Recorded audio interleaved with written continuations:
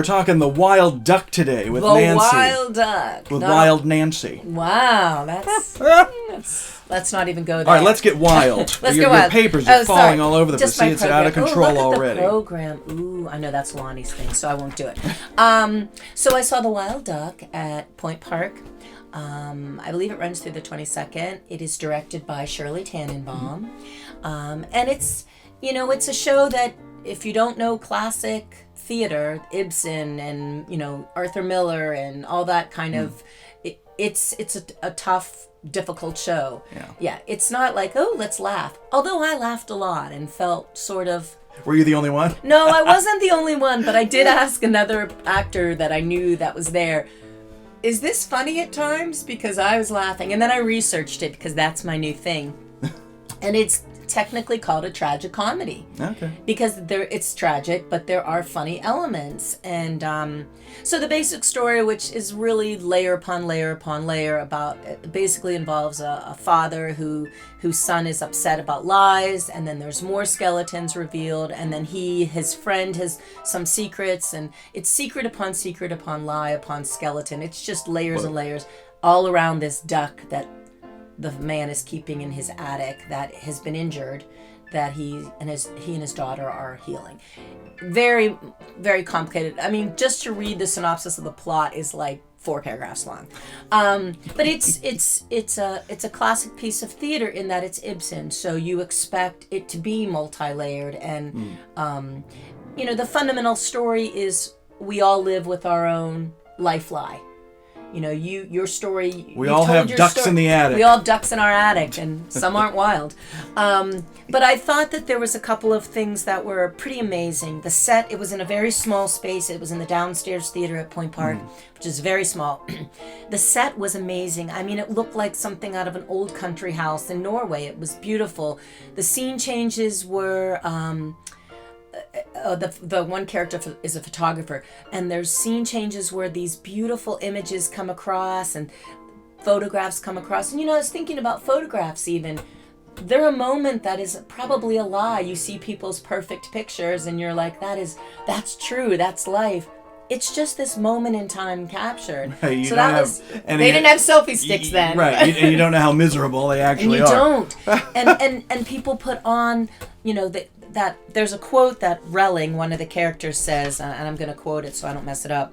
Deprive the average human being of his life lie, and you rob him of his happiness. And that's what kind of happens. The one son,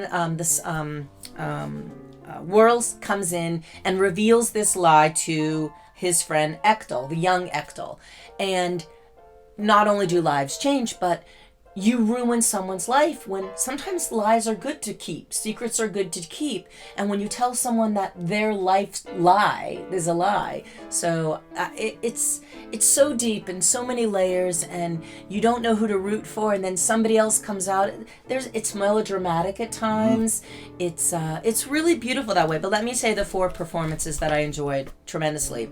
The wife, Gina Echtel, played by Haley Warfel, she had this incredible maturity, and they're so young. You look at them and some of the characters are old, and they have gray hair and gray beards, but you look at some of these other characters that are young and they're playing such maturity, and it's beautiful and quite talented.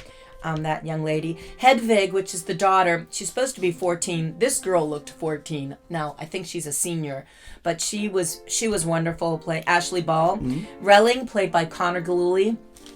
And he's the sort of the truth person. He's the one who's going to tell you all whatever you need, the truthfulness to get you by, which is sort of bad and good. Right. And then Echtel, played by Ashton Guthrie. And it's just a lovely production, beautifully played out, a tragic comedy. Right. And my whole feeling of it, because there's so many layers and there's so many truths and so many different things going on. Oh, the set designer and the scene designer. So Stephanie Mayer Staley and Steve Shapiro. It's a beautiful set for such a small space.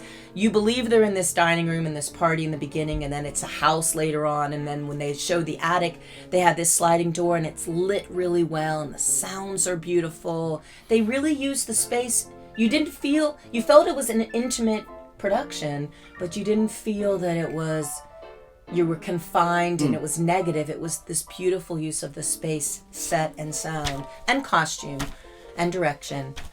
But I think those particular 4 actors, for me, I could relate to a lot of, I'm sure you don't have skeletons. I have skeletons. And it was nice to... Well, I have at least one. We have one? Oh, that's true. Here's one right behind you. There's right. 2. There's 2. It was just nice to see a life unfold and all the, you didn't know whether he should be told the truth. Oh, and the daughter and the grandfather are going blind, which is another symbolism for... These poor people don't need anything else. Give them more. But that's, when you're blind, you're in the dark. And when you're in the dark, you don't see the light and the truth. So there's all of that.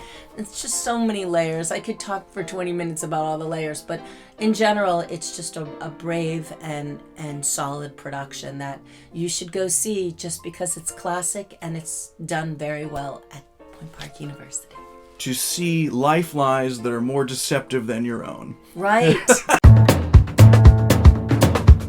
Don't they shoot the duck?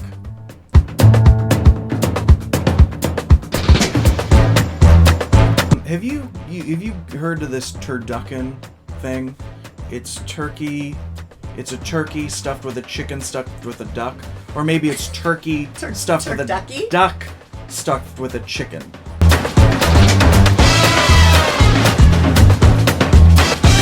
But turducken... No. Who does that? I don't know, because I imagine there's a lot of prep that goes into that. Turkey, chicken, and duck? Yeah.